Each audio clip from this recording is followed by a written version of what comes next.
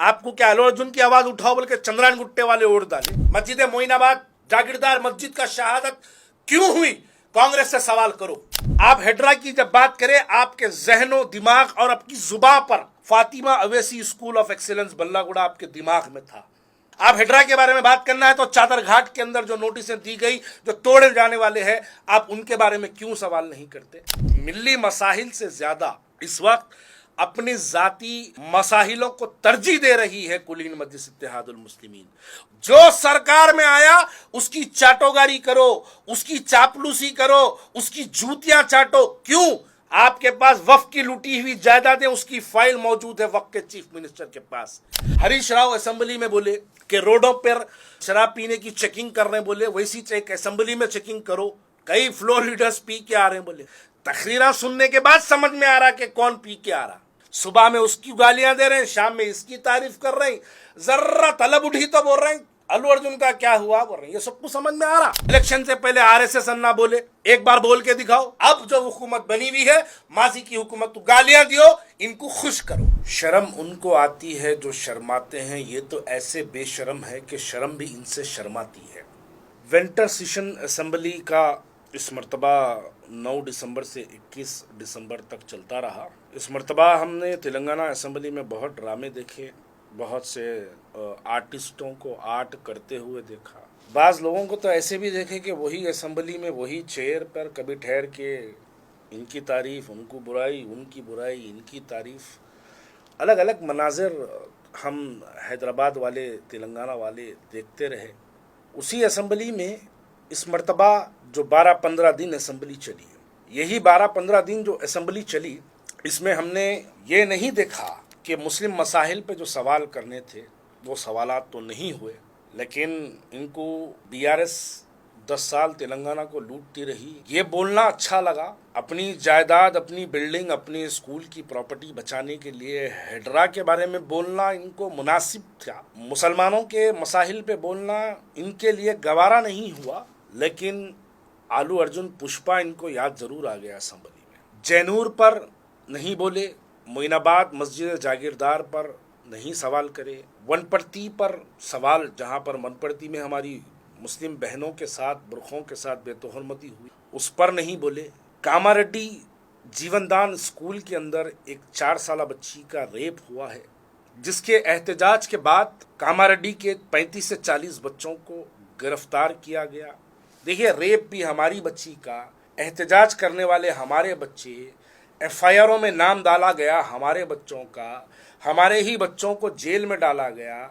और आज भी कई ऐसे बच्चे, कामारेड्डी के उस जीवनदान स्कूल के मामले में आज भी कई बच्चों को मुलव्वस करके रखा गया। एफआईआर में नाम दर्ज है बच्चों का, बच्चे फरारी की जिंदगी गुजार रहे हैं। चलो, आज पुलिस उनको नहीं पकड़ेगी, लेकिन किसी ना किसी दिन, एक ना एक दिन वो बच्चों की गिरफ्तारी होगी, क्योंकि एक बार एफआईआर में नाम आ गया तो फिर याद रखिए, इसको कानूनी कार्रवाई इसको आपको लपटेगी। ये सवाल नहीं करेंगे। ये वक्त की हुकूमत के पास अपने आप को गिरवी इनको 5 साल के लिए रखवाना पड़ता। अगर नहीं रखवाए, वक्त की हुकूमत के, अगर जैसा तकरीरों में कहते हैं कि गिरेबान को पकड़ लेंगे, गिरेबान तो दूर की बात है, अगर वक्त की हुकूमत के पास जाके सवाल अगर करती है तो वक्त की हुकूमत भी बड़ी जो है बदमाश टाइप की होती, चाहे वो किसी की भी हो, चाहे बीआरएस की रहो, कांग्रेस की रहो, माजी में चंद्रबाबू नायडू की रहो, किसी की भी रहो। जैसे ही ये सवाल करेंगे तो फौरी करंट इश्यूज में, जैसा बनरुकुनुद्दीन दौला, उसकी इंक्वायरी बिठा दिया तो चैप्टर क्लोज। इसलिए सवाल नहीं करते। इन्हों सवाल नहीं करेंगे, इन्हों सवाल टोली मस्जिद का नहीं करेंगे, 27 एकड़ का ये सवाल नहीं करेंगे, तो क्या मुगल फकीर की 38 एकड़ 29 कुंटेस का ये सवाल नहीं करेंगे। किससे? हुकूमत से सवाल नहीं करेंगे, क्योंकि ये चीज़ें इनको डराते हैं। जामा मस्जिद मियां मुश्क की 25,652 गज जमीन, उसका सवाल नहीं करेंगे। मस्जिद अलमास पेट आलियाबाद, मस्जिद अलमास आलियाबाद की 40,000 गज जमीन, सवाल नहीं करेंगे हुकूमत से किसी भी, ना इंसाफी के लिए सवाल नहीं करेंगे। अगर सवाल करेंगे तो इसके कमेटीज बिठा दिए जाएंगे। सवाल इसलिए नहीं करेंगे, सवाल करेंगे अगर तो वक्त की हुकूमत इनके ऊपर इंक्वायरीज डालेगी। कुतुब शाही मस्जिद अत्तापुर की जो 7 7 एकड़ 10 गुंठे जमीन है जो लुटी है, उसका सवाल नहीं करना। अगर सवाल करेंगे तो इसकी इंक्वायरीज हो जाएंगी। अगर सवाल करेंगे तो नाना बाग की मस्जिद, बशीर बाग की 5 एकड़ 10 गुंठे का लुटेरा कौन है, इसकी इंक्वायरी अगर हुकूमत कर दी, आपके गले में फांसी का फंदा चढ़ जाता। अगर सवाल कर दिए हुकूमत से तो मोती मस्जिद नया पुल की 7,260 गज जमीन का लुटेरा कौन है, उसकी इंक्वायरी कर दिए तो इनकी सियासी जमीन निकल जाती। मस्जिद सुल्तान बाग कट्टा हुसैन सागर की 4 एकड़ 10 गुंठे जमीन, नहीं करना सवाल। अगर सवाल करेंगे तो इनके दौर में वक्फ की जायदाद टूटी। ये सवालात है जिसके लिए ये वक्फ की हुकूमत की चाटोकारी करते हैं। अगर सवाल करेंगे तो ये तमाम वक्फ के जो जायदादें लूटी है ना, इसके ऊपर इंक्वायरी बिठाई जाएगी तो हैदराबाद की आवाम के सामने वक्फ की हुकूमत डराती है। आप अगर हमारे सामने बड़े बड़े बातें करेंगे, इंक्वायरी कर, हमारे से कुछ भी आड़े तड़े सवालात करेंगे, हम कुछ नहीं करते। हम सिर्फ आप जो लूटे तबाह करे उसकी इंक्वायरी बिठा देंगे। इस वास्ते जो चीफ मिनिस्टर आता उसके पास जाना, जाके उसको बोलना, साहब you are only my friend. Chandrababu Naidu was his friend, Y S. Rajshekhar Reddy was his friend, Jagan Mohan Reddy was his friend, KCR is also was a friend, now Revant Reddy is also the friend। जो वक्त की हुकूमत होती वो वक्त की हुकूमत के पास जाना, जाके अपने जो है दामन को फैलाना, बोलना साहब हम आपकी नाकामयाबी, अरे बीआरएस के साथ 10 साल हनीमून मनाए, 10 साल उसके साथ आप हर तरीके से आप इंजॉय करें, हर एतबार से आप बीआरएस के साथ पॉलिटिकल पावर को कंप्लीटली इंजॉय करें। आज उन्हें हटने के बाद आपको याद आ रहा, उन्हें जब तक इख्तिदार में था उससे सवाल करना था। आज कांग्रेस से सवाल करो, मैं वाज़े तौर पर चैलेंज कर रहा हूं, आज कांग्रेस से सवाल करो। मस्जिद मोइनाबाद जागीरदार मस्जिद का शहादत क्यों हुई, कांग्रेस से सवाल करो। सेक्रेटरीट की मस्जिद की शहादत हुई, बीआरएस की धोती धुलाने के लिए आगे थे। मस्जिद में सेक्रेटरीट में 2 मसाजिदें शहीद हुई, हुकूमत की ताईद में बयान देके कॉन्ट्रैक्टर के खिलाफ बयान दी। जो वक्त की हुकूमत होती उसके खिलाफ में अपनी आवाज नहीं उठाना। अब जो हुकूमत बनी हुई है, माजी की हुकूमत तो गालियां दियो, इनको खुश करो। यही तो आप नाकामयाबी है, यही तो आपका दोराही चेहरा है। गैर जरूरी के लोग इनको उनको गिरगुड़ बोलते, मेरे को गिरगुड़ बोलते। अब मैं ये जब सवाल कर रहा हूं तो बहुत से लोग मुझे बोलेंगे कि भाई हुकूमत में आप ही है, आप क्यों सवाल नहीं करते। भाई मैं सवाल, ये मसला हम मुसलमानों का है जो मुस्लिम क़यादत के नाम पर हमसे वोट मांगते हैं, और जो मुसलमानों को बीआरएस ने वोट दिया था। मैं आमिर शकील की बात कर रहा हूँ। बोधन से बीआरएस ने आमिर शकील को टिकट दिया था तो पूरी ताकत एमआईएम के पूरे कॉरपोरेटर्स, खुद एमआईएम के सदर मेहनत करके आमिर शकील को हरा दिए। फिरोज खान ने जब नामपल्ली से कांग्रेस के टिकट पे कॉन्टेस्ट किया तो फिरोज खान को पूरी मेहनत करके, पूरी कोशिशें करके फिरोज खान को हरा दिए। मोहम्मद अजहरुद्दीन जुबली हिल से कैंडिडेट बने, उनके पीछे बड़ी मेहनत करके उनको हरा दिए। तो अब जो जीते हुए कैंडिडेट्स है वो आप ही के पास है, कुल हिंद मजलिस इत्तेहादुल मुस्लिमीन के पास है। तो मुसलमानों की जमात होके हुए, मुसलमानों के एमएलए होते हुए फिर असेंबली में क्यों नहीं मुसलमानों के मसाइल को उठाते हैं। आपको असेंबली में आलू अर्जुन याद आता है, इसलिए याद आता है क्योंकि आप मीडिया की गैलरी के साथ खेलना चाहते। आप चाहते थे और आपको मालूम था कि आलू अर्जुन पुष्पा का नाम अगर आप लेंगे तो आपको नेशनल मीडिया का कवरेज मिलेगा। इस बुनियाद पर आपने आलू अर्जुन का वहां पर नाम लिया। यही तो मैं बार बार कहता हूं। आप हेड्रा के ऊपर बात करें, आप हेड्रा की जब बात करें, आपके जहनो दिमाग और आपकी जुबान पर और आपके दिल में, आपकी नजरों में Fatima Owaisi school of excellence Ballaguda आपके दिमाग में था। आप अगर हेड्रा पे उतनी ईमानदारी से बात करते तो किशन बाग के हेड्रा के घरों टूटने वालों के बारे में बात करते। आप हेड्रा के बारे में बात करना है तो चादर घाट के अंदर जो नोटिसें दी गई, जो तोड़े जाने वाले हैं, आप उनके बारे में क्यों सवाल नहीं करते। इसकी जिम्मेदार कौन है। एक जानिब तो आप मुसलमानों की क़यादत कलमे के नाम पर वोट लेते हैं, मुस्लिम क़यादत को मजबूत करने के नाम पर एक जानिब आप वोट लेते हैं, और असेंबली में जाके आप आलू अर्जुन पुष्पा याद आता आपको। अरे आने वाली ये जो असेंबली खत्म हुई, इसके बाद की जो असेंबली आने वाली है, इसके दरमियान में रमजान का महीना आने वाला है। रमजान के बारे में हुकूमत से आप क्यों सवाल नहीं करें कि रमजान में क्या इंतजामात करने वाले हैं आप तेलंगाना के मुसलमानों के लिए? आपके दिलो दिमाग में है ही नहीं, इसलिए आप ये सवाल नहीं करते। अब क्या होगा, रमजान से कुछ दिन पहले सेक्रेटेरिएट में एक मीटिंग बुलाई जाएगी, 2-4 लोग जमा होंगे, एक 200-400 मीडिया वालों को बुलाएंगे, एक ड्रामा किया जाएगा कि साहब की नुमाइंदगी पर इतना बजट रमजान के लिए सैंक्शन किया गया।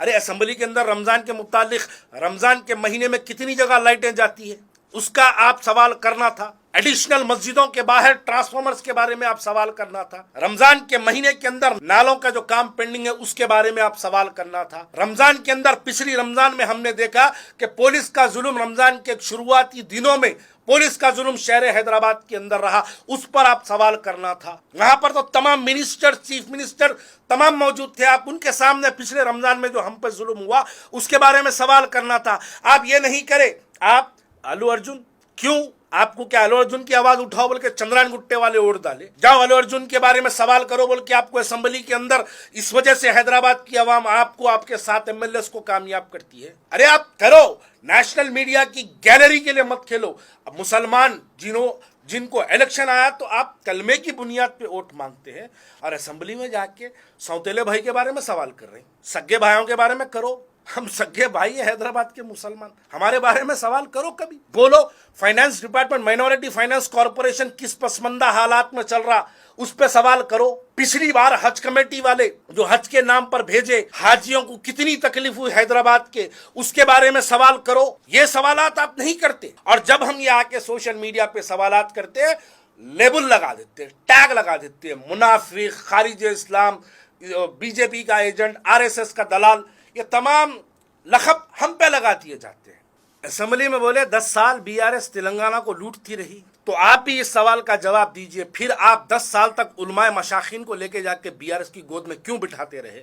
फिर आप इस बात का भी जवाब देते रहिए कि लुटेरों को अपना मामू क्यों बना रखे। फिर इस बात का भी जवाब दीजिए, लुटेरों के साथ आप मरते दम तक उनके साथ रहने का वादा क्यों हमारे सामने किए। तो फिर इस बात का भी जवाब दे दीजिए कि लुटेरों के साथ मिलकर आपने क्यों अपना एमएलसी बनाया। तो इस बात का भी जवाब दे दीजिए कि फिर लुटेरों के साथ आपने जीएचएमसी इलेक्शन में लुटेरों की तायीद क्यों की।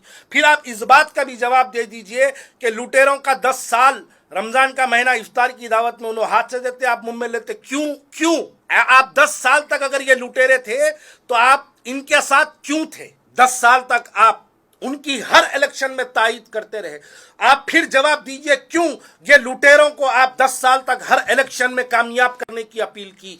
आप बताइए, फिर अगर ये लुटेरे हैं तो इस लुटेरों को क्यों आप 10 साल तक उलमाए मशाखीन की तायीद इनको हासिल करवाते रहे? आप जब इलेक्शन आता ये उलमाओं को लेके जाके लुटेरों के गोद में क्यों बिठा देते, जब आपको मालूम है कि ये लुटेरे तेलंगाना को 10 साल लूटे? अरे बड़ा अजीब सी बात है। जो सरकार में आया उसकी चाटोगारी करो, उसकी चापलूसी करो, उसकी जूतियां चाटो। क्यों? अपनी बिल्डिंगें बचाने के लिए। आज अगर सीएम रेवंत रेड्डी की तायीद कर रहे हैं तो उन्होंने इसलिए तायीद कर रहे हैं कि इनकी बिल्डिंगां बच जाए, इनके ऊपर मुकदमात ना हो। जब बीआरएस की हुकूमत आई तो बीआरएस को बोले आपके जैसे आदमी के लिए चीफ मिनिस्टर बहुत छोटा होता है। ये बातें कहां गई आज? जब आप वो हुकूमत में रहे उनकी जी हुजूरी करते रहो। आज रेवंत रेड्डी हुकूमत में आया तो रेवंत रेड्डी कांग्रेस पार्टी की जी हुजूरी करते रहो। मैं चैलेंज कर रहा हूं, इससे पहले भी बहुत चैलेंज ना करा, हर चैलेंज में फेल उतरते। मैं फिर चैलेंज कर रहा हूं, बड़े मर्दे मुजाहिद है ना, बड़े शेर दक्कन है ना, बड़े हिंदुस्तान के मुसलमानों की एक आवाज है ना, इलेक्शन से पहले आरएसएस अन्ना बोले, एक बार बोल के दिखाओ, एक बार बोल के दिखाओ। यही तो कहता हूं, खुदा ना करे, अल्लाह ना करे, कल तेलंगाना के अंदर भारतीय जनता पार्टी की सरकार बन जाए और वो मल्लून अगर चीफ मिनिस्टर बन गया तो उसकी भी तारीफ करने लो पीछे नहीं हटते। यही तो इनका दोराही चेहरा है।